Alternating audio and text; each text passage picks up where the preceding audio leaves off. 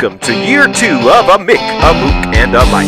Hosted by 4-time Emmy-nominated producer Frank Pace.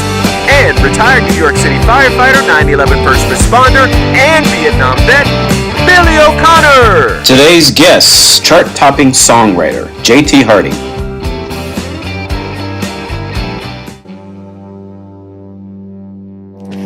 I'm cleaning my glasses, excuse me.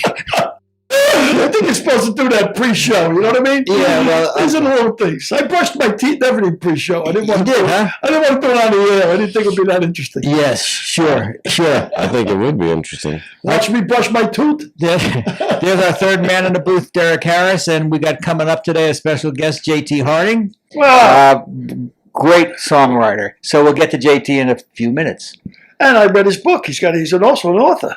He is an author. He's got a new book out yesterday called Confessions of a Rock Hero or something. Something like that. Party like a rock star. Like a rock star. Yeah, Yes, sir. Very good. Yes, sir. Derek, I believe you had a question you wanted to ask us? First question of the day is, have you guys ever been pulled over for no reason? I hear a racial. By the police, that is. I think Derek got pulled over recently. Why don't you tell us your story, Derek? Oh, that's a long story.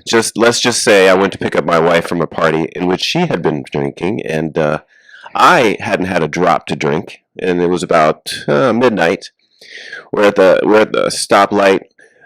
Police pulls. So think of it in California. California, Glendora, which is known to be Redneck.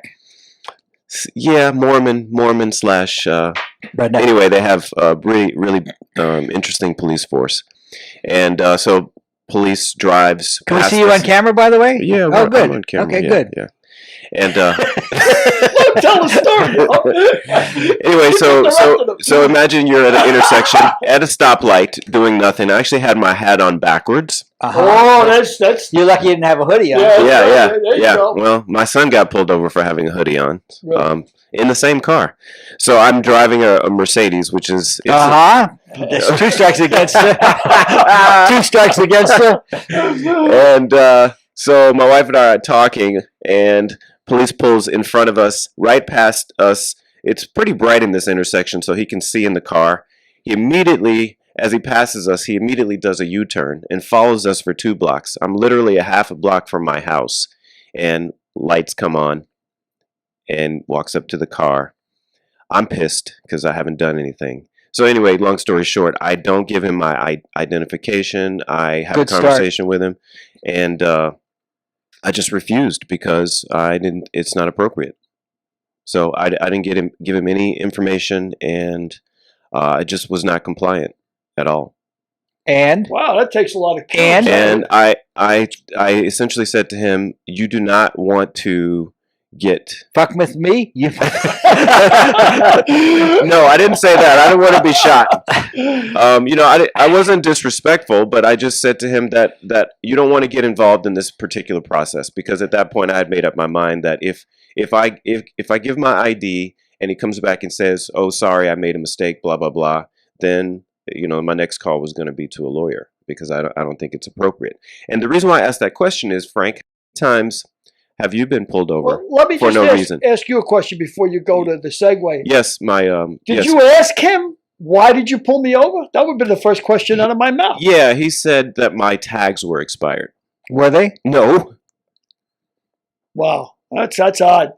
No, I've had real good fortune with the police. I mean, I was pulled over twice, in Phoenix, when I was leaving a club late at night at 3 o'clock in the morning because they were looking for drunks, but I was on the wagon then. But when I was drinking, I mean, I escaped but when 1,000 you times. escaped 1,000 times because you're a New York fireman. Yeah, I got really lucky. I mean, but again, I total opposite of what Derek. When I got pulled over by a cop, and when I was on a job, I got more sirs out of my mouth in the first 5 minutes than I did the whole 4 years I was in the Air Force. It was, "Excuse me, sir, what seems to be the problem, sir?" Was I? This is when you were drinking. This is when I was drinking. Yeah, I mean, I was dead wrong. I mean, I know I was drinking. I tell you what, I went to the Mutt, Joe the Mutt, my buddy Joe the Mutt. His mother died, so we went up to Warwick for the funeral, Right. for the wake. And of course, it's a fireman's mother's wake. You know, there was the mutt, so we got blasted. Right? I mean, we were paralyzed. And I'm in a car with this guy, Jack Ryan, who's a... Ryan, the dude from HBO? Actually, there's so many Jack Ryans on the fire department. He was Jack Ryan number 9. Right. And that's what we used to call him, number 9. That was his nickname. What a name. So he was about 20 years older than me, Jack. So he's riding shotgun. I'm driving. I'm loaded. We don't get 10 minutes out of the funeral parlor. I get pulled over by a cop. Hi, excuse me, officer. I'm sorry, sir. What's the problem, sir? You were driving erratic. Gee, I'm really sorry, sir. He said, I know it doesn't make any difference, sir, but I'm on the New York City Fire Department. I know if you could do a little professional courtesy, blah, blah, blah. And the guy goes, fucking fireman. He says, you fucking fireman. Anyway, get out of here.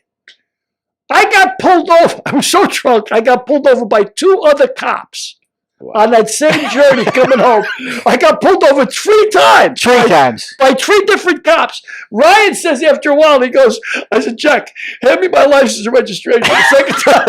Jack, hand me my license. He goes, why did I just leave it on my lap? He says, because I don't know how many more times we're going to get pulled over. So, I mean, I've been really fortunate. Well, I've been pulled over once.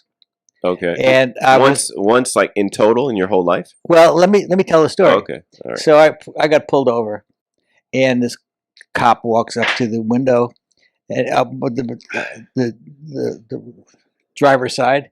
He says, "Driver and registration." I give him my driver and registration. He said, "You've been drinking." I said, "No, I'm not." He said, "You can't tell me you've been drinking beer." And I said, "Cops drink beer. I've been drinking cognac." Why is this? I didn't say that. I've never been pulled. I've never been pulled over in my life. But I mean, I've got pulled over, but I deserved a ticket. Right. But I never got pulled over not wanting. You've never been pulled over for no reason. No, and I've worn hoodies and everything else. I've never been pulled over for any reason whatsoever. The United States of America. Yep. How wonderful. Yep. Yeah, but I mean, you gotta realize when you do get pulled over, they're holding all the cards. I mean, you got a blank hand. You got to play, and they can do whatever they want. Yeah, without a doubt. I got pulled over one time again, drunk, coming home on up the Mayapack, and I got pulled over, and a cop to step out of the car. I get out of the car. I said, I know it doesn't make any difference, officer, but I gave him the whole 9 yards, but I'm a New York City fireman. He goes, you fucking fireman. He goes, all right, look, I'm going to give you a drug test. He goes, recite the alphabet backwards. I says, okay. So I start going through it, and I'm drunk. So it's by the way, I can't do it sober. Yeah. Now he has me standing on one leg, reciting the alphabet backwards. I said, look, just fucking lock me up. I said, forget it. And the guy let me go. I mean, I've been blessed. Well, one other time, I don't know if I had told you this story once before, but it was Thanksgiving Eve, which is the busiest day of the bar business. And I'm up in my joint, JT Hooks, up in Mayapack. And 4 o'clock in the morning, I throw everybody out. Now I'm going to sit down and get drunk. I got drinking cognac, got whacked. 7:30 in the morning, I'm going to go meet my girlfriend's house in Yonkers, which is about a 40-mile drive. And I'm loaded. I got no shot. So I get the idea, well, only 4 miles away is my racquetball club. It's a health club. I'll stop there. I'll take a shower, steam, plenty of steam, sweat it all out, plenty of water, and then I got a shot at getting home. So I do that.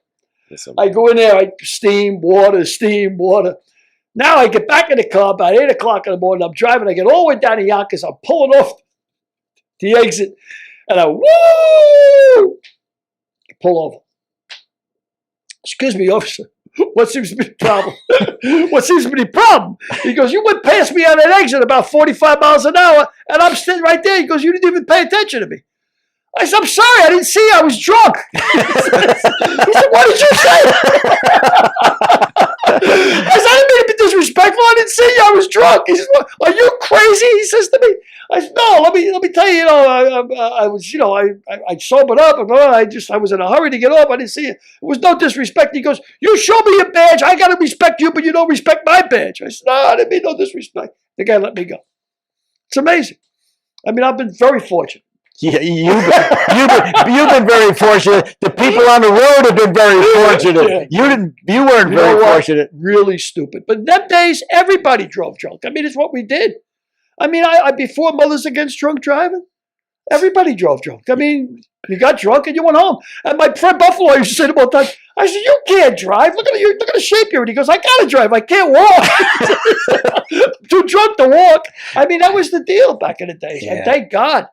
I mean, I could have ruined my whole life. I mean, not just you kill could some kid, killed anybody, killed a woman, Yeah, and I said the same thing many times. I can't believe how many times I drove in an altered state. Speaking of altered states, let's bring on Jake. Real quick before we do, when I was working at Sears with the screwballs from the neighborhood, we used to drop mescaline sometimes and do mescaline and then drive a truck at deliveries. Wow. I mean, crazy, crazy shit. Crazy. Well, let's bring on our guest songwriter JT Harding. He's written with Kenny Chesney, Jake Owen, Darius Rucker, Blake Shelton, Keith Urban. He's a great guy, and he also has a pretty interesting real father. So let's bring him on. Somebody you might know. Yeah, somebody you might know. Let's bring him on.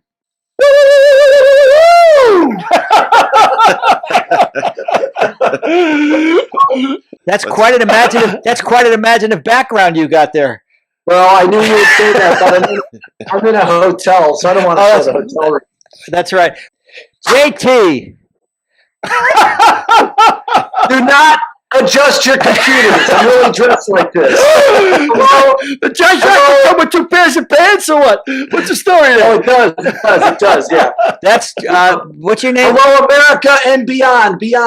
This is the Mick, a Mook, and a Mike podcast. Apparently, a wigwam, a Wookiee, and a Whitey was taken.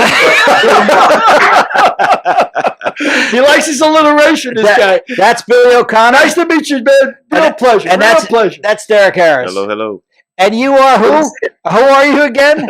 My name is JT Harding. I am not only a hit songwriter. The reason I'm here is because I have a brand new book called Party Like a Rock Star, which was about to be published. It was released yesterday.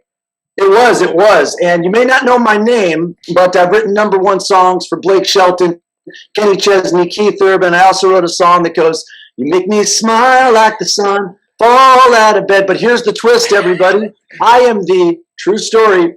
I'm the illegitimate son of the late, great Jay Thomas, and that's how I know Joe. Yes, my birth certificate is an apology from a condom company. It's hanging in my house next to my 3 dozen gold records, and I'm glad to be here. 3 dozen gold. Nice. By the way, who's Joe? Joe Kakachi. Yeah, well, where is Joe? He's not here. Oh, I got the wrong name? That can happen to the Pope, pal. It's a small fault in a good man. Don't worry about it. You're doing fine. Yeah, that's pretty funny. Really, you really think this is Joe Kakachi's podcast? No. Frank Pace. That's okay, brother. It's all good. Oh, my Lord. You got to sober up your tailor. I tell you the truth. You got to sober that guy up. That's some jacket. I'd give my left arm for that jacket. A lot of money. So you are related to Jay Thomas. Jay Thomas. I was going to say Tim Terrell. Coming up next, a poetry about a poem I wrote about getting old, but I forgot what it's about. Yeah. Well, we've known each other for a long time. A lot of people, well, maybe some people know because they listen to Jay. I was put up for adoption by Jay when I was born. I didn't know him. I truly, it was totally meant to be. I was adopted by an incredible family, the Hardings, my parents. I never would trade them for anything in the world. But when I was about 22 or 23, I met Jay, and we became like 2 long lost fraternity brothers. So, and of course, he talked about you all the time. Well, you mentioned Jay. I want to get to him in a second, but your father, Larry Harding, was quite an accomplished football player at Michigan State, wasn't he? Yes, definitely. He caught a touchdown in the Rose Bowl before I was born, of course, and then he coached at Vanderbilt. And as I say in my book here, Well, wait a second. He caught a touchdown before you were born. Yeah, But you weren't. Jay had me. Jay had me while he was in college. I'm just trying to get it all into yourself. So he played professional football. Yeah, for just a moment, he played for the Rams. I haven't really heard much about it, but he had some knee injuries. So, and he used to carry me like a football, and it would drive my mom crazy. But he was so big. I mean, he was as tall as the Jurassic Park gates, and he was, my superhero. And then my brother Lance, who was not adopted, is also he was a tackling dummy at actually Michigan State. But with Jay and Lance, I mean, it was almost like they were related because they talked football nonstop. Well, Jay always said his favorite day of the year was the beginning of the football season. Wow. Yes, he loved it. And I can always make money betting whoever Jay bet on, I would bet against. Because that's true. he would have all these parlays going on, and I'd call and say, "Who do you like today?" He says, "I like the Giants," so that I would bet on the Vikings. His life was really. If he could have been anything else, he would have been a professional football player, and he had a great arm. We had a good friend by the name of Mike Garrett who won the Heisman Trophy in 1965, and we were playing in a football game down in San Diego, and the combatants were me, Jay, Mike Garrett, Ken Bentley, who's the commissioner of the APA Golf Tour, Dave Smith, who was an all-star pitcher for the Houston Astros, Armin Katayan, and his friend. And we played just touch football. And Mike Garrett said that Jay had the best arm of anybody he had ever seen, with the possible exception of George Myra, the All-American quarterback from wow, that's heavy praise. University of Miami. Wow. Definitely.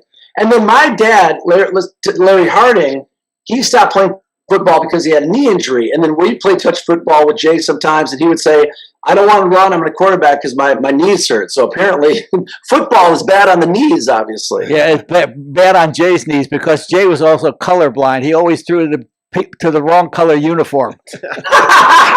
Colorblind, a.k.a. smoked a lot of pot. What did he say on he got Herbed. He got herbed up. He got herbed up. Yeah. Well, Yes. I want to go into your career, but since we're talking about Jay and herbed up, why don't you tell the David Letterman story? Me? Yeah. No. Your cousin Tim. That's Who are we interviewing? Okay, so Jay, yeah, this is great. And so Jay, as everyone probably knows, would go on David Letterman a lot, but always at Christmas and tell the world famous throw the football at the meatball and hit it off the Christmas tree. So leading up to that, Jay and I came on Jay's radio show. We had no idea that people would be interested in our story. We weren't trying to publicize it as much as we both love being on the radio and TV and everything, but a lot of people started calling us. So we went on the Today Show, where I took my shirt off and I had a bra on, which was awesome. We went on all sorts of shows in New York. I think, we went on Dr. Phil, which was incredible. He was super kind to us. But every time we were on a show, I would do something a little wild, and they would call us right back, or even call me back by myself. The Today Show, before I landed in Michigan, they were already calling me saying, "You got to come back, the guy that wore the funny bra." So let's say we've done about 10 or 11 shows like this. We get to the Christmas show, the David Letterman show. Now, that was the year that George Bush, someone threw a shoe at George Bush, the president. Yeah. Now, I would never do that personally. I don't know why the guy did it. But David Letterman got such a kick out of that. How I know that is because that night, you all sit in the audience. We all sit in the audience. He had someone throwing a shoe at Abraham Lincoln in the top 10 list. And then he played a video to warm up the crowd.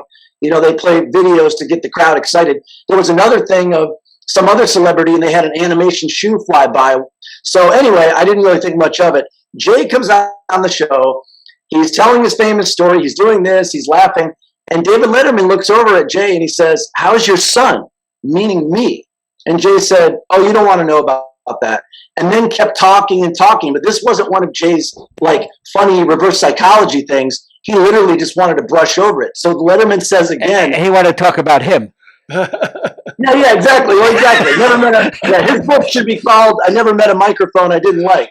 And so Letterman asks him again, and I'm sitting out in the audience. And of course, I'm not as much like that now, but at the time I had my first song out. I loved being in People magazine with Jay. I loved all these shows. And I was like, "Jay, this is going to be really big. Maybe they'll call me onto the stage or something." So he says to Jay again, "You don't want to talk about your son?" And Jay said, "That's another kind of interview." So anyway, I did this or did that.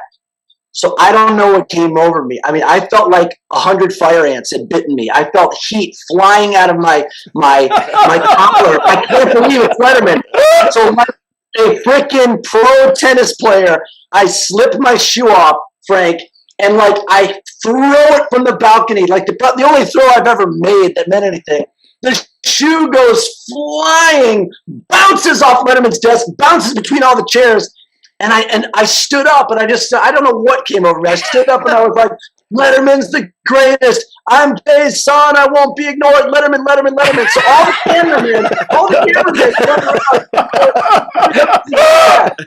Okay, listen, this is true. Imagine Spock from Star Trek, but he is a new person that was formed in a test tube with the Gronk and the Hulk. I felt a hand on my shoulder gripped me. I went, "Ugh." My feet did not touch the ground. Two guys with earpieces and suits lifted me out of my seat like Letterman security, down a giant flight of stairs. My feet never touched the ground, and they threw me out of the front doors of the Letterman thing. I went bouncing out on the sidewalk in the snow. And then a lady with a clipboard runs out. "Let him back in, let him back in. It's Jay's son." So the bodyguards pick me back up. My sock is squished up the shoe spot. And I hear the bodyguard brush me off. He puts me back in my seat and he says to his buddy, "Why don't they ever tell us they're going to do these pranks?" So, Jay, listen, I would never do that again. I'll keep going. After the show, we didn't sit at the desk and take pictures. I didn't meet Paul Schaefer like I'd done years before because I'd been at the show a lot. So we all come outside, and Jay is like a tiger in a small cage. He is so mad. He's screaming at me. He says, "You idiot. You've ruined this for me. This is not your place to do that. And if I see one word of this on your tweet machine, I'll never speak to you again." First of all, none of us know what a tweet machine is. He said, "I am so mad at you. It's like you're my real son." And Jake and Sam, his real sons, were standing there and they said, "What does that mean?" Yeah, so as they all go back to the hotel, and I'm left walking in front of the David Letterman thing, and there's a guy out there who stood out there asking for autographs, and he said to me, "I've seen all your shows. If this was a reality show, this would be an incredible ending to the first episode." Well, the postscript to that story is Jay used to call me every night after he did the Christmas Letterman show. He called me, and I can't remember exactly what he said, but it was something like, "Do you know what that motherfucker JT did? That motherfucker threw his shoe out of the balcony and almost fucking hit Letterman. You watch the show tonight. You'll have to see it, but I think they're going to cut it out." And they cut it out, didn't they? They cut it out, and I'll end the story really quick. You're great listeners. So Jay forbid me to contact Letterman, and this is it. I got to keep that. This is all in my book here with better details. So I was watching Letterman one night, and he had someone's mom on, a comedian who had passed away that Jay had cut off the show. We don't need to get into all that, but he had the man's mom on to apologize to her. So I wrote a letter to Letterman. I said, "I shouldn't have thrown the shoe. I apologize. It wasn't my place. Jay has earned a right on your show, and you have earned the right to have who you want on." Something like that, short and sweet. I just addressed it to their building, Ed Sullivan Theater. Never thought anything else of it. I felt really, really bad. And then I got a letter from FedEx, a letter from David Letterman. I wish I had it here. I'd hold it up. And it said, "JT, in 30 years of television, no one has ever thrown a shoe at me, so we'll always have that. I'm a fan of your father's. Tell him he's welcome back anytime. So, and then postscript to that is people started sending me videos to my Facebook of Jay storming into TV shows to bother Howard Stern and storming into TV shows to bother this guy or that guy trying to get noticed. And then someone called up and said, Jay, you're being a hypocrite with your son. And Jay said, my friend, the apple doesn't fall far from the tree. Alligators raise alligators. I tell you a story. It was a little bit different story. You told it in your book, but Jay's interpretation of facts sometimes got in the way of the truth. He never let the facts interfere with a good story. So you told a story of how you found Jay and met Jay. Jay told me a far different story, which I wrote in the book. He said he got a knock on the door. There was this kid there. He said he was my son. I said, well, you have to get a paternity test. He said, no, all you have to do is look at him. His name is JT, and you'll know he's my son. So I invited him to the Beverly Hills Hotel tomorrow, which was the next day, Jay was getting an award. And the award he was getting was the Father of the Year. Oh, yeah. Perfect. With his two kids. And I remember we went there with Jay, Sally, Sam, and your grandmother, Jay's mom. Kathy. Wasn't it Kathy? Yeah, Kathy Terrell, who was a whole nother story entirely. Yes. I mean, she was 74 years old at one time, and Jay called me and he said, I don't know what to do. I can't reach my mother. I think she's out for the night. I think she's a whore. Oh, God.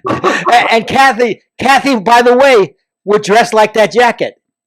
Yeah. She had all, and he discovered that his mother, when he was 74, his mother was not collecting Social Security because she didn't want anybody to know how old she was. Wow. So the apple doesn't fall far from the tree, which doesn't fall far from the tree. So that's hilarious.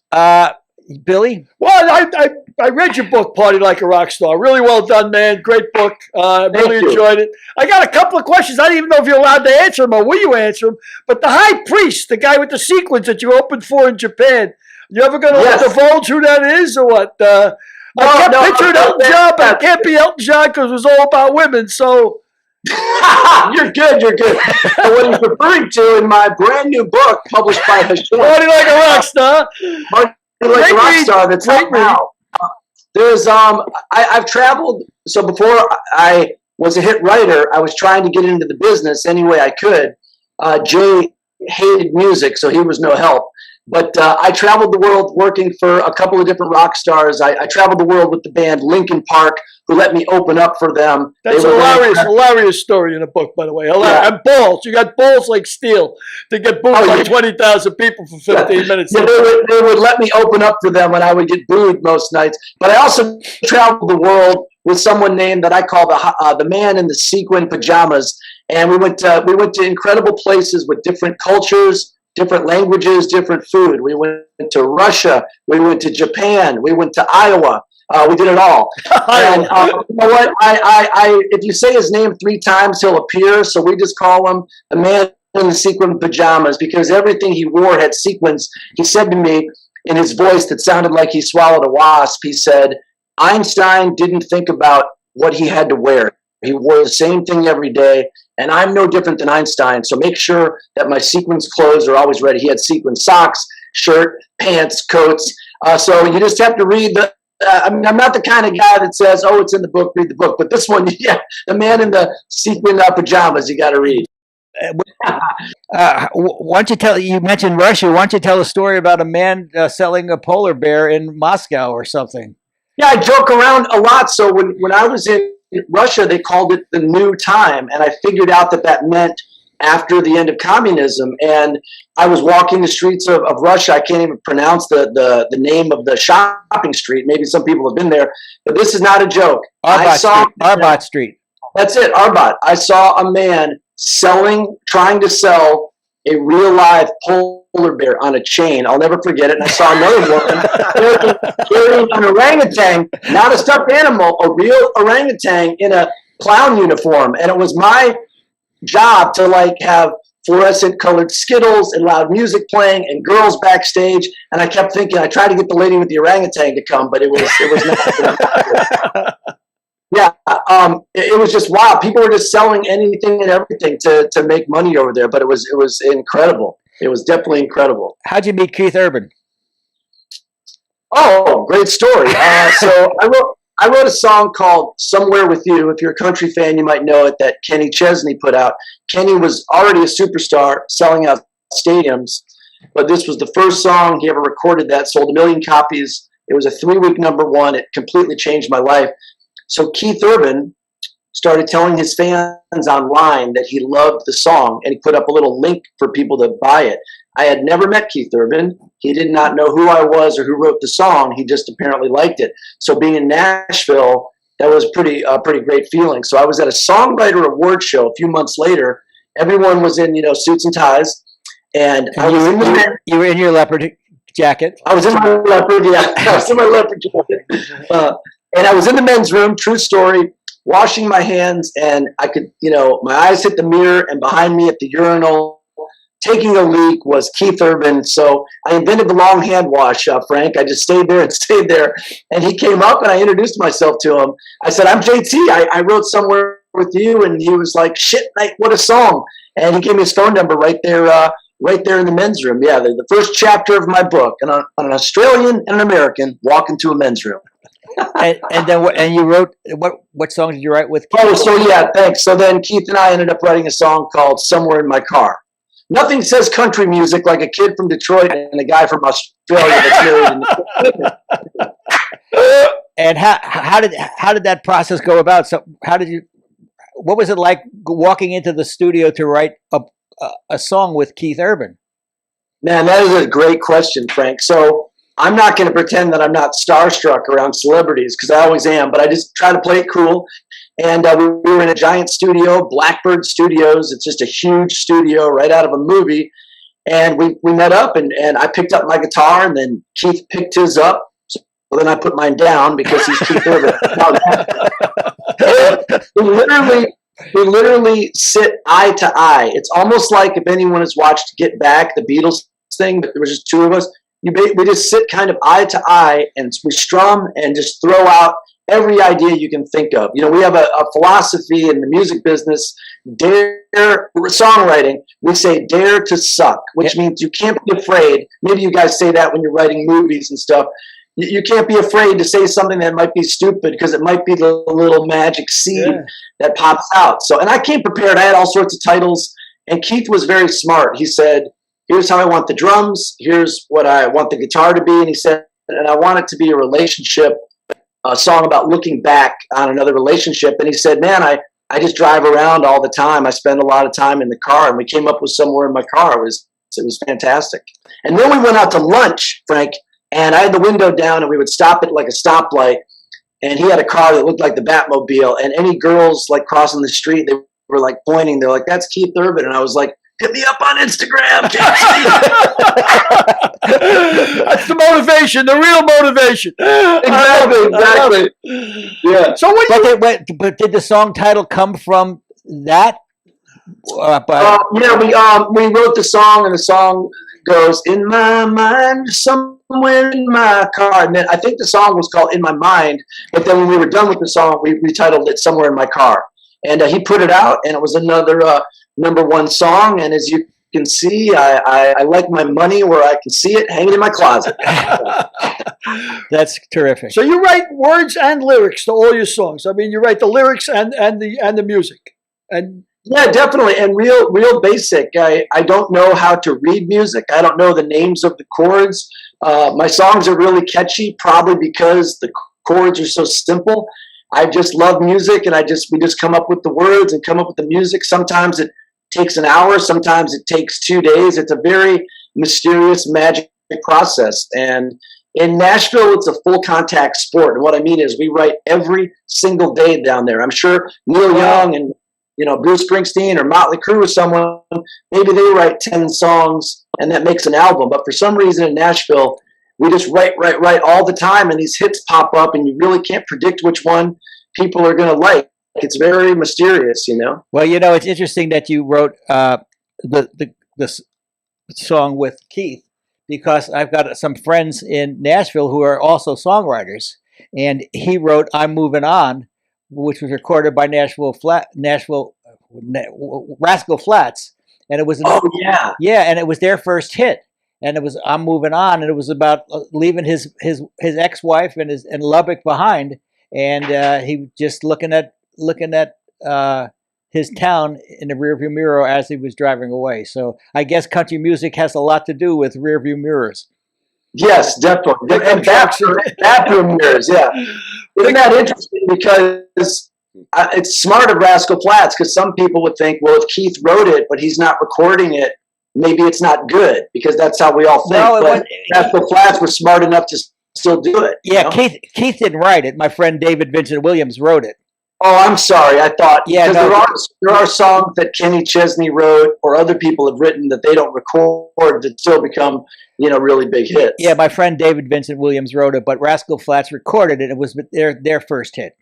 Their first hit. Yeah, so, great band. What other songs do you like or are your favorites that you've written? Definitely "Smile" that I wrote with a guy named Uncle Kracker, probably because it's the biggest, and I hear it every time I go into a Walgreens. I'm hot in the pharmacies, Frank. I'm hot in the pharmacies. Why'd you sing a little bit of it? Why'd you sing the refrain?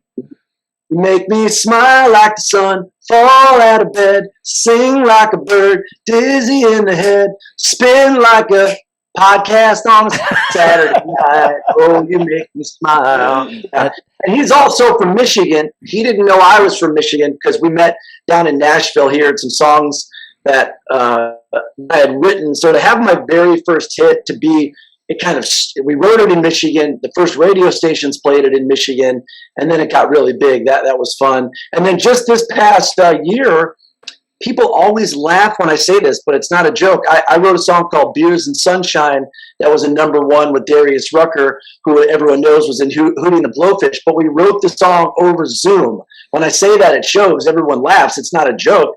But it's really interesting how, I know it's a boring subject, but it's interesting how the quarantine didn't stop us from writing songs. I'd never even heard of Zoom, but here we are on your podcast, and we kept writing songs. But I love that song, too. The only BS I need is beers and sunshine. That's the refrain. I like it.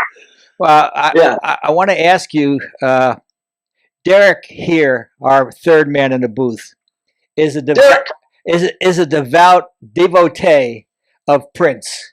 Why don't you tell me about your encounter with Prince? Wow, Derek, I love it. Love your style. So I loved rock and roll. Then I went to see Purple Rain, and it just was life-changing. It was almost like, Dorothy landing in Oz. It was like everything went from black and white to Technicolor. I just couldn't believe this movie. I loved Purple Rain. Bought the record, saw him in concert. So fast forward, I move out to LA to try to get record deals. I'm working at a used clothing store on Melrose. Now the rule was we don't sell anything on the mannequins that are on display on Melrose. I got it. The boss told me 100 times. So one day I'm in there checking price tags, and I had a lit roller, and I just hear this soft voice. I want that shirt. Just like that. And I turned next to me, and no one was there. And then I looked down, and it was Prince.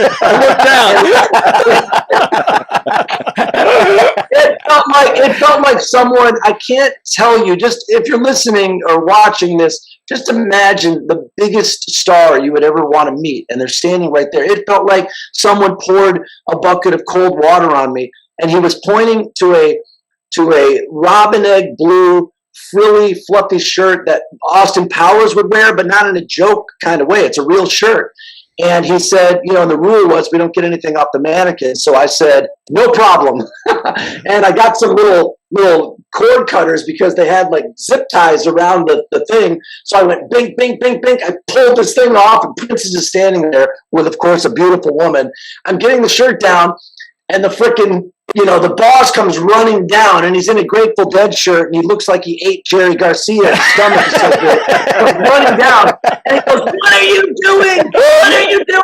And I'm like, I'm getting the man who wrote Purple Rain anything he wants. You can fire me, you can do whatever. We're giving him this shirt. So he looks and he sees Prince there, and Prince is right off the movie screen. His eyes are as big as Bambi's. He looked like a doll almost. And the guy was like, "Well, okay, but don't give it to him for free. He has a lot of money, So that was that story. And this was before cell phones. Probably for the best. I didn't get a picture. I didn't get an autograph. It's really, thank you, Frank, for asking. It's almost unbelievable that happened now looking back on it. Well, what's part 2 of that story? Part 2 of that story is a guy came in wearing a Paisley Park shirt. Paisley Park, as most people know, is Prince's studio, his house. The guy had long hair, total rocker, keep a little chain on his belt. And I was like, "Oh, Paisley Park, Prince was in here the other day." And he said, "Oh, yeah, we're filming a video down on the steps of City Hall." And I was like, "Really?" That's all he said. So I took the bus down there late that night. I mean, I'm like, 18 years old, taking a bus down into the absolute, war zone that was downtown LA. I say that with love. And I saw them filming. There was nobody there. It was 3 a.m. There was no one there. The steps of, it's a video called Diamonds and Pearls, if you feel like looking it up.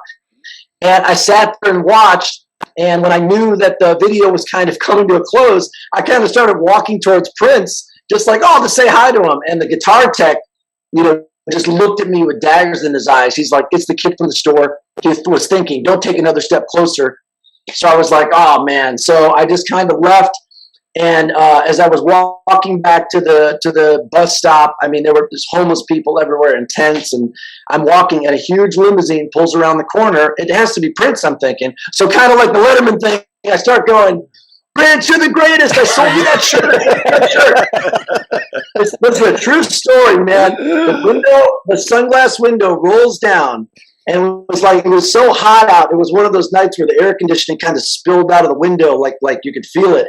And then a little white light clicked on, and it just was showing on Prince's face, just real quick. And he kind of looked at me, and then clicked the light off and drove away. And I like to believe in my heart that he was like, "Well, I'll just say hi to him."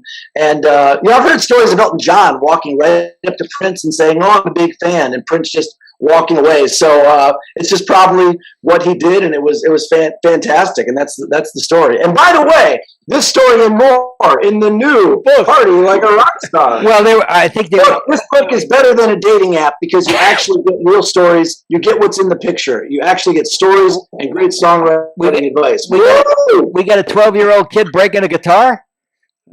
Oh, on the cover. Whoa. Yeah, that's me. That's a picture of me at the Battle of the Bands that I saved all these years. Reassembled to break. Yes, exactly. You really read the book. So as you can tell by my outfit, I have leg warmers, bandanas, and ripped shirts, and I'm breaking a guitar. As you can tell, I hate attention. But I have kept that picture from ever since I was a kid in a drawer, never knowing what it would be used for. It was in the local high school newspaper before I was even in high school. And when I sent it to the book company, I sent them a bunch of pictures. The guy said, "This absolutely has to be the cover." So, yeah. I got a note here, something about a Michael Jackson story. Do you have a Michael Jackson story? Did I read a Michael Jackson story in your book? Absolutely. I worked at Tower Records on Sunset. There's so many stories. Listen, everybody. Jay Thomas and I had never met. For those of you just tuning in, Jay gave me up for a job as a kid. It was meant to be. We had never met. I didn't know who he was. I had no idea that he was my father. And he used to come into Tower Records with his buddies, and people would say, "Oh, that's that actor over there."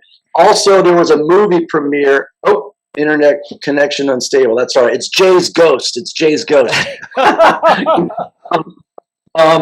So it's really weird how we all cross paths. I would cross paths with Jay before I actually knew him. I'd watch him on TV. But let me interrupt, because Jay was a very big disc jockey in LA, and when he moved out here, there was billboards all over the place that said, "We apologize for Jay Thomas." You saw those from your apartment window. I did. From my apartment window, I was out there trying to make music. I had no money. I had 4 or 5 roommates, a revolving door. On a building outside of my apartment, at 7 stories high or whatever, was Jay's head on the body of a woman. And I have a picture of it. I can send it to you. Body of a woman. Yeah, it said, we apologize for Jay Thomas because he was really getting in a lot of trouble on the radio, which is so great. As he used to say to me, I did everything Howard Stern did. I got fired, and he got 100 million. Idiots. Well, go ahead. Sorry. Yeah. Oh yeah, no. So every celebrity would come into Tower, and I was so naive that I thought if I work at a record store and I'll bring my demo there, I'll meet people that work at record companies. They'll deliver records. They'll come in there looking at records, and rock stars will come in. And that's exactly what happened. Eventually, I did get a record deal from passing my demo there, but every celebrity came in. And one day the phone rang, and I was like, Tower Records, JT speaking. And I heard, is the manager there? This is Michael Jackson. I said, oh, Michael. Of course, I think it's prank call. This is Tootie. Remember times? Call me Miss Jackson if you're nasty. And he says, because I didn't know it was Michael Jackson. And he laughs. He goes, well, I'll be in after midnight. Tell the manager. And I was like, oh, that's pretty funny. So I hang up and I go back to filing CDs and flirting with girls. And the store's closing. And I'm mopping it up. And the manager comes with like just so angry. He's like, Michael Jackson's here. You can stay if you want. I got a cold beer calling my name. I'm going to lock up. So I was like, Michael Jackson's here. So I'll never forget it. I look out in the parking lot. I don't know my cars, but it was like a little Toyota Camry or something. And the driver gets out, and Michael Jackson gets out of the back seat, and his foot got caught on the. Oh, you still there? Yeah, well, Yeah, but you're sort of there. You're coming and going. But That's all right. go ahead. We got you. Continue the stories. Wait, let's see. Wait. All right. Sorry about that. No, it's okay. It's the internet at the hotel, so we'll wait until it does. Do you want me to re-sign on or anything? No, you're good, man. We'll wait till it stabilizes. But go ahead. Yeah. Continue. It's stabilized now. Okay, great. I'm in Kentucky. They might not have internet here.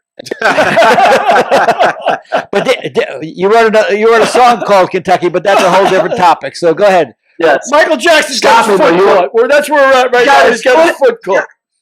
He's got his foot caught in the seatbelt. I was like, the king of pop is right there with his foot caught in the seatbelt. I couldn't believe it.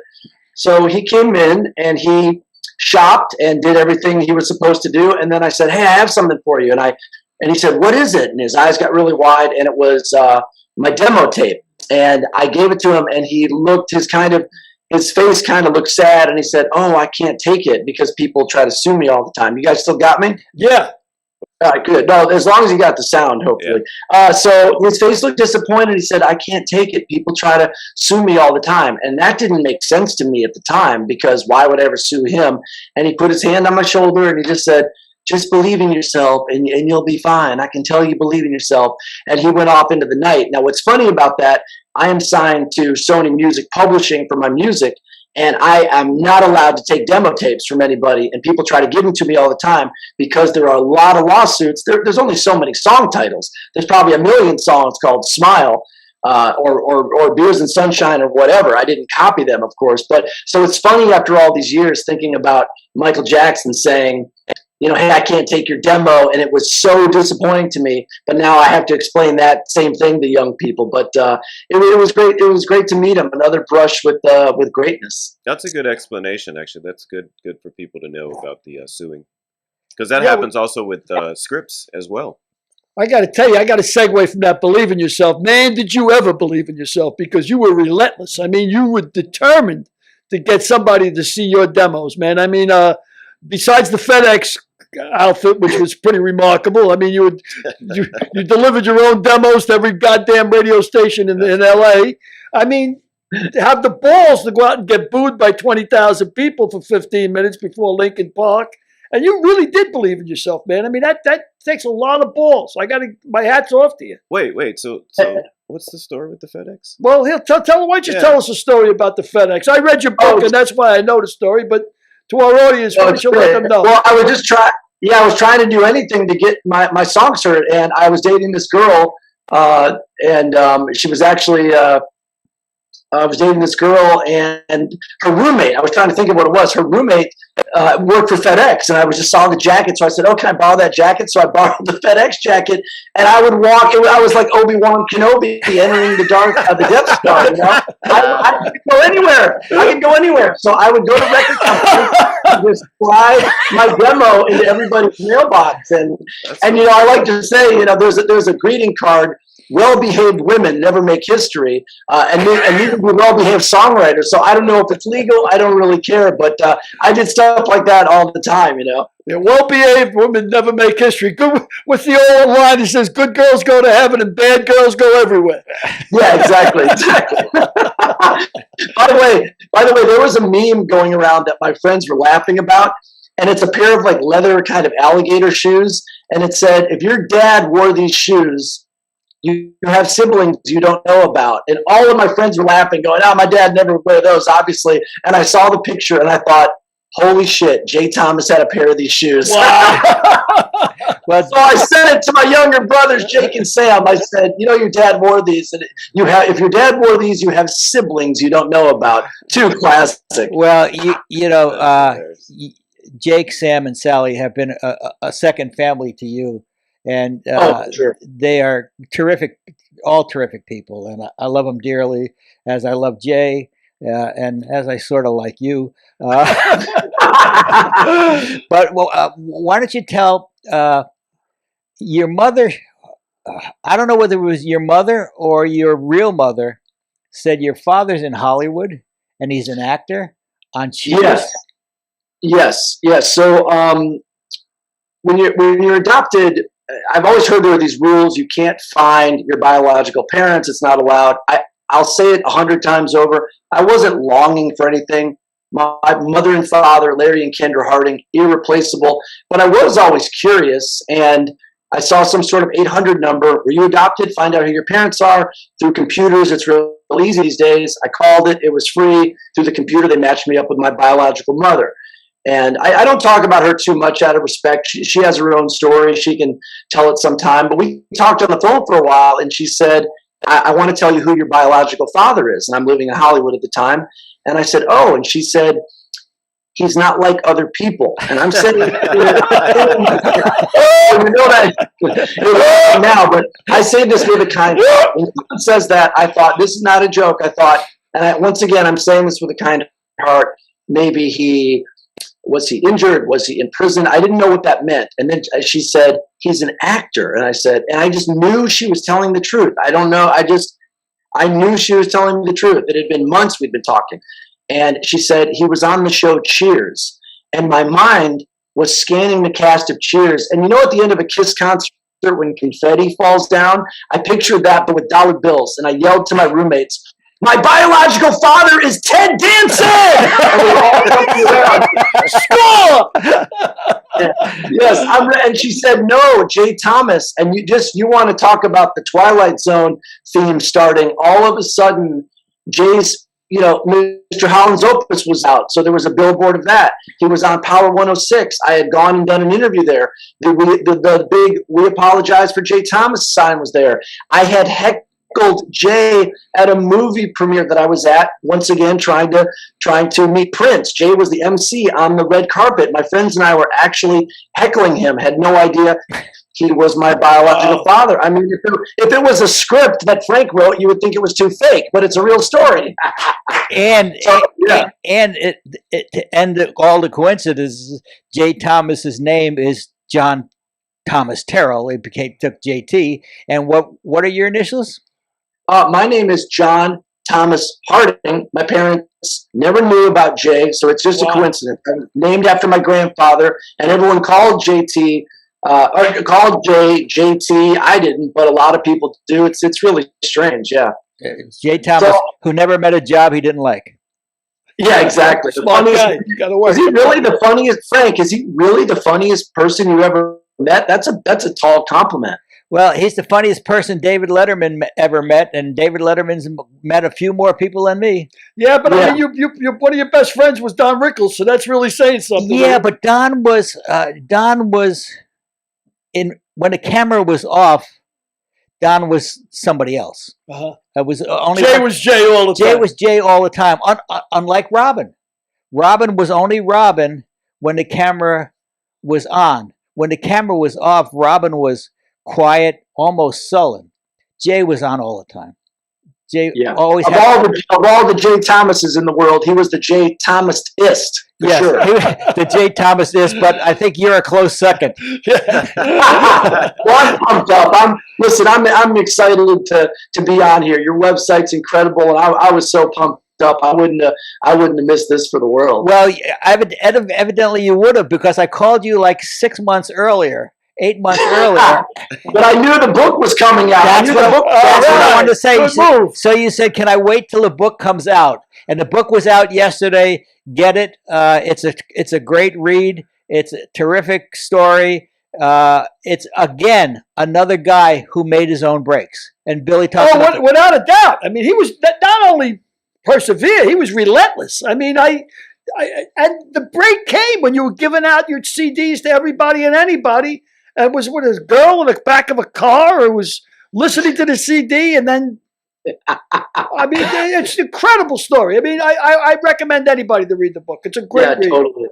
It's a really good read. Sometimes I wish I was still that confident, but you know what it's like. You both, broke into the business when you're young, and I look back, I give people advice. You have nothing to lose. You don't want to be annoying and like chase someone down the street and then they, get a restraining order against you. But if you happen to very politely give someone your music and they like it, your whole world can change. And if they don't like it, it's no big deal. Nothing changes. So I just say you have nothing to lose. Well, I have to. And don't bore us. Get to the chorus. Don't bore us. Get to the chorus. I have to. What's the right word? I can't think of it now. One of those senior moments. I have to segue. You want to segue? I have to object to one thing you said. Billy never really got into the business. Billy's been given the business. I've been given the business plenty. I can tell you that. Billy was a fireman, New York City fireman. He's an alcoholic, a 9/11 responder. His life really started in 58. I got to give you a quick story because I know the Kiss influenced you a lot when you were a kid, according to the book. Anyway, I tell you a quick Kiss story. Yes, Ace Frehley, who was the lead guitarist of Kiss, grew up in my neighborhood, right? So I'm 18 years old. I'm on my way to Vietnam. I'm on my way to go down to basic training. I think I had about 2-3 quarts of beer that night when an 18 knocked me on my ass. I'm hungover. It's 5 o'clock in the morning. I'm on my way up to catch a subway down on Whitehall Street, which is where we get inducted. And I see Ace, who at the time was Paul Frehley. He's sitting on a stoop and he's sniffing a bag of glue. He's got, at the time, glue was a big deal in the neighborhood, And he's sniffing glue out of a paper bag. And I look over, it's 5 o'clock in the morning, Frank, and I says, there's poor Paul, man, Frehley, man. Look at that poor prick, he ain't going nowhere. At least I got a career, I'm not making the army. Well, fucking, it's 1 year later, I've been crawling through rice paddies, and he's the lead guitarist of Kiss. That's a true story. Ace Frehley. Is incredible. Yeah. Matter of fact, I seen Ace maybe about 4 or 5 years ago. And I says, I don't remember you that well for the neighborhood, Billy. He goes, it must have been my glue years. I said, it was your fucking glue years. He got thrown out of Kiss for doing too much drugs. I said, who the fuck gets thrown out of a rock band for doing too much drugs? Yeah, but you know your stuff because not many people know his name is Paul. Paul Frehley. Yeah. Well, he grew up in my neighborhood. I knew him. I love it. He really, he's the real rock star. By the way, gentlemen, I need one of those big book covers like you have. If these lips could talk, that book cover back there, I need one of those for my book. That's great. Call your publisher and tell them to spend $50 and buy you one. I will. Or go to a print shop. Take a picture of it and spend $50. How about the conversion for you? Why country music after all the rock bands, the rock stars that Kiss, Van Halen, Wham, they all influence you, but yet you write country music. Why is that? No, Billy, that's a great question. It just kind of happened naturally, and I think one of the reasons that I have become a success in Nashville is because I didn't try to write songs about, I'm on my John Deere tractor and I've got my cowboy hat because I didn't grow up like that.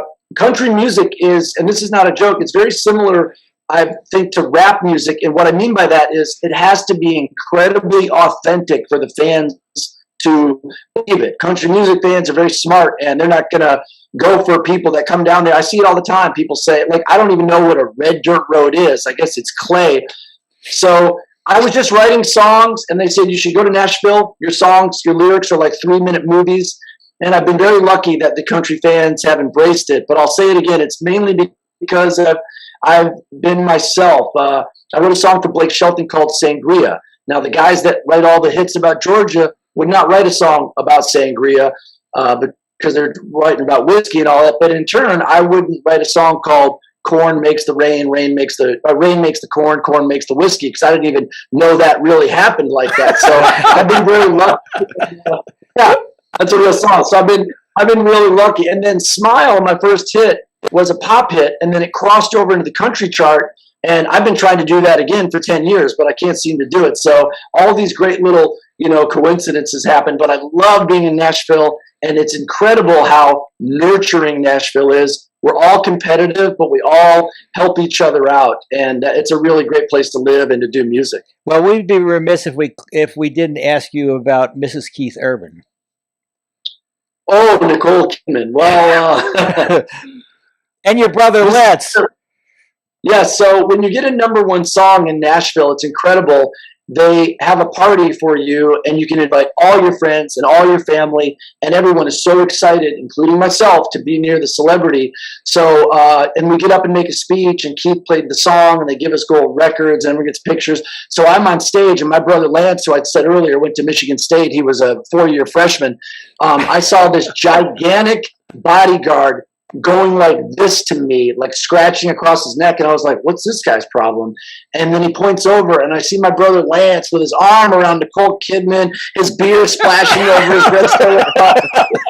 You gotta come to Michigan State. We got the best parties. He hasn't been a student there in 20 years, and he's still going up there to keggers. So, but she couldn't have been kinder. She was very pretty, and her and Keith are around Nashville all the time, and she was just very, very sweet. I'm not going to pretend that I know them very well, because I don't at all, but it's certainly fun to be around people that have experienced so many things and been in so many great movies.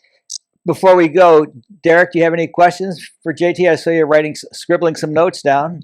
I got a question for you, and For then me? I have a question for JT as well. But the first question is, so how much does he remind you of Jay?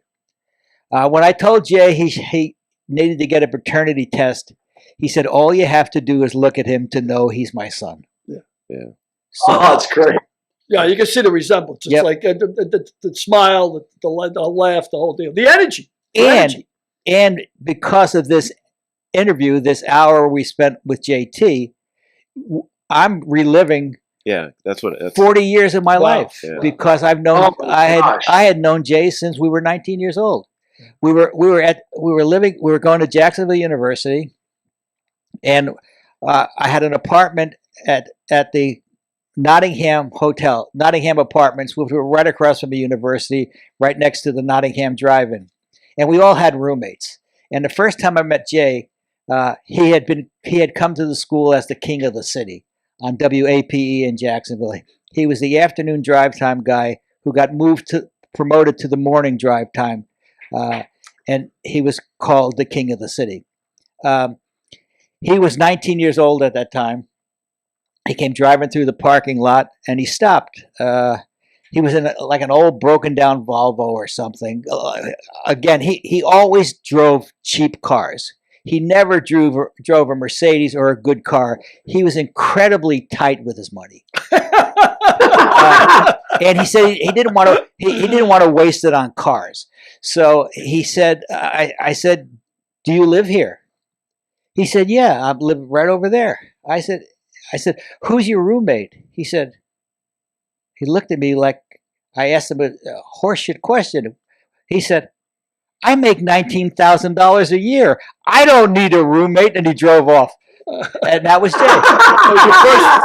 That was Jay. First encounter, huh? Yep. Yeah. First ever since. $19,000 a year. Yes. I don't need a roommate. He was living with Cheryl Capps at the time. I'll never forget it. Oh, that's so great. I got Go ahead. Go ahead, yeah. The other question, you mentioned something about somebody saying that your songwriting is like a 3-minute movie. So I would imagine it's very similar to what they expect comedians to do is write sort of in pictures. I sort of write and think in the abstract. So, but it seems like you, when you write for a song, you're painting a picture in the listener's mind. Is that true? Yes, and it's really the only way I know. It's a great question, Derek. It's really the only way I know how to write songs is just to load it up with a lot of personal details. And Somewhere With You that I mentioned earlier that I wrote for Kenny Chesney, it says, laughing aloud on a carnival ride, driving around on a Saturday night. You made fun of me for singing my song. I got a hotel room to try to turn you on. And there's incredible, and so that's what works for me. And I think that's what Nashville is really based on, or lyrics like that. And also, but there's huge, like if you read a Phil Collins lyric sheet, you'll think he's on acid. You don't know what he's talking about, but for some reason the songs are iconic and they're great in their own way. But I wonder if it's because of texting and YouTube. I feel like pop songs now have, not only now, but have great lyrics as well. Like Teenage Dream is one of my favorite songs that by Katy Perry. Those lyrics are great. But I know songs have always had stories, like a song that Jay hated, the Edmonds Fitzgerald. Do you guys remember that about the boat? Sure. Who would slow dance to that? He'd be like, you're on a romantic date listening to sailors dying in a ship. The record of the Edmonds Fitzgerald. Yep. Yeah, totally. He always brought that song up. I try to write songs in pictures, and it was very helpful writing my book. I did 10 drafts of the book, and the publisher kept saying, it's got to be more like your song. It's like a movie for the ears. If that's the audiobook or a movie, they're not seeing it, so you really have to explain the details of it. So, but thanks, Derek. Yeah, I mean, abstract is great. It works, but also the pictures work well. Aside from the Katy Perry song, what one song do you wish you had written? Ooh, oh, Boys of Summer by Don Henley. I just love songs that make you feel kind of sad and happy at the same time. And that one just, rips your heart out. But then in the end, he says, babe, I'm going to get you back, going to show you what I'm made of. Remember when I made you crazy? Remember when I made you scream? It's just, that's a masterpiece. And Boys of Summer by Don Henley. But there's so many, there's so many. For you, does the music come first or the lyrics, or is there no rhyme or reason they come together, or how does it work for you? It's a great question. It's always different. Sometimes I keep a lot of titles in my phone. I used to have to write them down. So if I hear someone say something, I'll put it in my phone. And a lot of times I'm just strumming the guitar, thinking of a little melody. And sometimes it all comes at once, not the whole song. But since I'm writing every day in Nashville, I try to go in prepared with the seed of something, just so I'm not the guy sitting there going, oh, I don't know what we're going to do today. Because I've learned you have to chase inspiration down. Just waiting for it to fall in your lap doesn't work for me. I think, I don't know, Jack Kerouac or someone said you have to chase inspiration with a club. And I believe that. I find that the answers are in the work. So I'm kind of just strumming and trying to piece things together. That's great stuff. I have one more request. If you were to do a public service announcement for a songwriter, could you do a quick 30-second? So one of the things I captured from this interview is sort of be fearless and try to break into the industry any way you can. Another is Yes. write in pictures. So could you give us a top 3 for the aspiring songwriter? Yes, a top 3 for the aspiring songwriter. This is certainly important for country music. If someone out there, if you want to write hit songs for country artists that get on the radio and get on albums by country stars or be discovered as a country star, I think you have to move to Nashville. That's where everything is happening. Wow. And you've got to be there. And I think if you want to do pop, you need to go to LA. I think that if you're doing rap, you have to go to Atlanta. Otherwise, you have to become so big in your own hometown that it's undeniable. But even if you become big in your hometown, you're going to eventually have to go through those cities to really compete with the best of the best. So, every dog thinks they're a lion at home. So get to the big city where it's happening and definitely do that. Number 2 is I like songs you can hear one time and never forget. So if you're writing a song, melodies. They have a hook. They have a hook. Have a hook. And melodies melodies are mysterious. I can't explain how to write a melody, but try to keep it simple. And if a 5-year-old can dance around to it, no matter what the lyrics about, that's usually a good sign. So I love to say, don't bore us, get to the chorus. And number 3 would be write your truth, write your own story. If you try to chase a trend that's on the radio, by the time you get there, that trend will already be gone. Think of all the bands that tried to copy Nirvana. Maybe a couple of them popped up, but you can't even name those anymore. Just like when I came to Nashville, I at first tried to kind of, copy things, but that didn't work. I had to just tell my own story. And because there's value in your own story, and especially your youth and the way you see the world, there's value in that. And that's what will stick out when you write your own songs, as opposed to writing something that someone has already had success with. I hope this makes sense. Yeah, it does. Be yourself. Everybody else is taken, right? That's the name of the game. Yes, exactly. Frank says it all the time. You're the one who says, like, if you're big and local, come to LA, right? If you're going to do it, do it. When people call me and say, "Oh, I'm a struggling artist in Tallahassee, Florida. I just graduated from Florida State, or I just graduated from Michigan State, or I just get your ass to LA, because it's just as hard to be a PA. It's easier to be a PA in production assistant in Los Angeles than it is to be in Jacksonville, Florida, or Tallahassee. So get to where the work is and get to where the action is." And that's great advice. And the footnotes in your book, all the way along the book, is great advice for songwriters too. So anybody who's looking to break into that business, I would recommend this. So JT, Party Like a Rock Star. JT, in closing, what the hell's printed on your T-shirt? Well, I'm in Kentucky, so I don't want everyone to see it. It says "Walking with Jesus." It's Christopher Walken with Jesus. That's great. Come on. Listen. That's what I say to people. Perfect. That's what I say to people. Flamingos have backwards knees. God has a sense of humor. People, come on. Great stuff. I can't thank you enough for having me on, and thank you for being so kind to my dad. I know you spoke with him a ton when he passed on, and it's like that. That's like that drug commercial. Why do you talk about yourself so much, JT? I learned it from you, Dad. So wherever you are, Party Like a Rock Star is available. Bookstores everywhere and anywhere online. You buy books. You'll love this book. And you know what? If you know Frank, he'll sign it for you. Thanks, JT. Thanks, JT. Be nice well. meeting you, brother. Nice meeting you. Enjoyed it. Great. So kind. So kind. Great. Be well. Pleasure. Hey, what? Go ahead. They can edit this, right? Are we up? Yeah. Hey, do you want me to listen? I think I was so excited.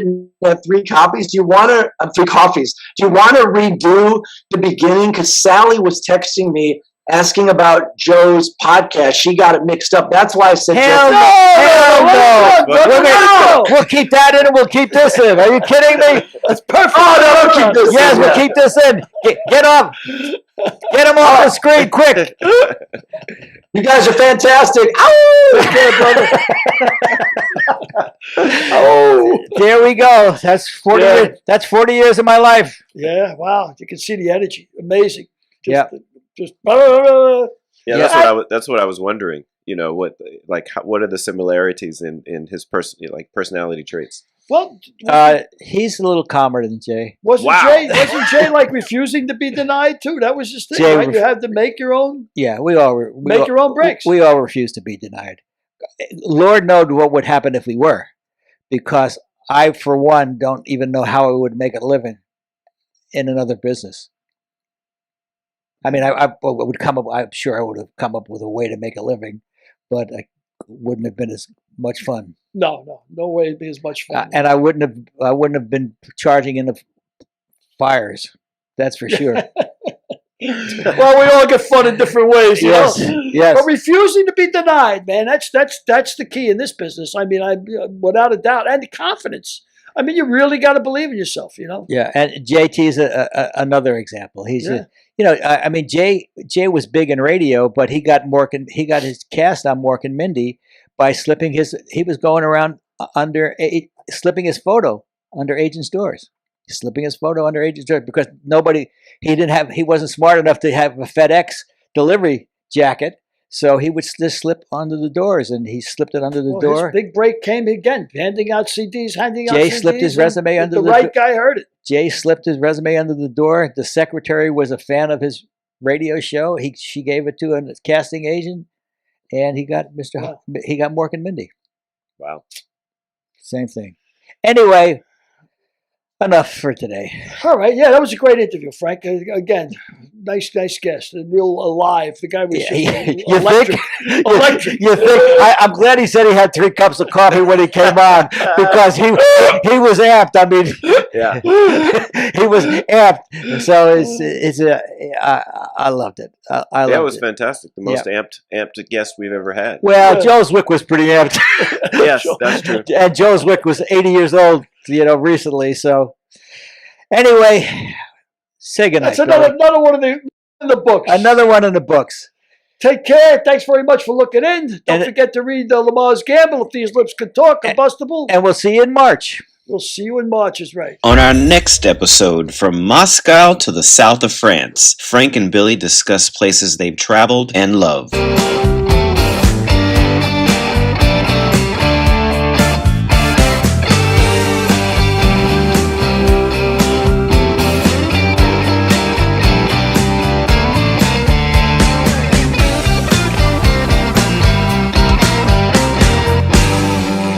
We'll see you next week.